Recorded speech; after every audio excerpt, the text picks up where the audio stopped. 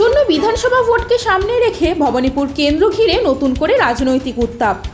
মুখ্যমন্ত্রী মমতা বন্দ্যোপাধ্যায়ের বিরুদ্ধে ভারতীয় জনতা পার্টির প্রার্থী হিসেবে কে দাঁড়াতে চলেছে তা নিয়ে শুরু হয়েছে জোর জল্পনা।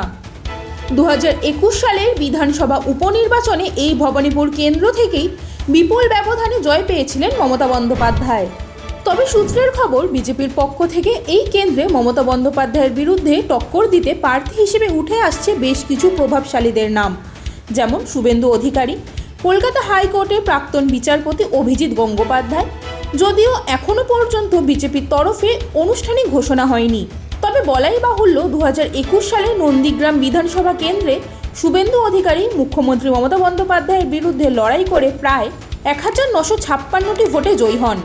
শুভেন্দু অধিকারী 2026 সালের ভোটে ভবানীপুরেও সরাসরি মমতা বন্দ্যোপাধ্যায়ের বিরুদ্ধে লড়াই করার দাবি করেছেন এবং বারবার বলেছেন তিনি ভবানীপুরেও জিতবেন।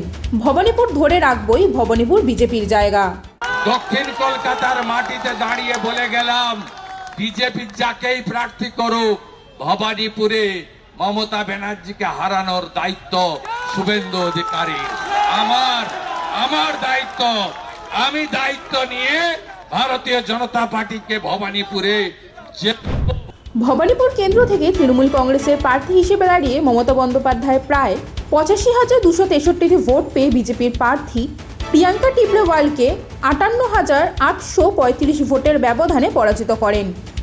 তৃণমূল কংগ্রেসের পক্ষ থেকে ইতিমধ্যে স্পষ্ট করে জানানো হয়েছে 2026-এর বিধানসভা ভোটেও ভবানীপুর থেকে প্রার্থী হবেন মমতা বন্দ্যোপাধ্যায়। তবে এই নির্বাচনের আগে নতুন করে আলোচনায় এসে এসআইআর। অভিযোগ উঠছে, এর জেরে রাজ্যের বিভিন্ন প্রান্তে বহু মানুষের নাম ভোটার তালিকা থেকে বাদ পড়েছে। এখন প্রশ্ন, এই বাদ পড়া ভোটাররা কত প্রভাব ফেলবে ভবানীপুরের মমতা বন্দ্যোপাধ্যায়ের ভোট ব্যাংকে? ভবানীপুরে কি আবারও জয় ধরে রাখতে পারবেন মুখ্যমন্ত্রী? এই প্রশ্নের উত্তর মিলবে ভোটের ফলেই। এখন সবটাই সময়ের অপেক্ষা।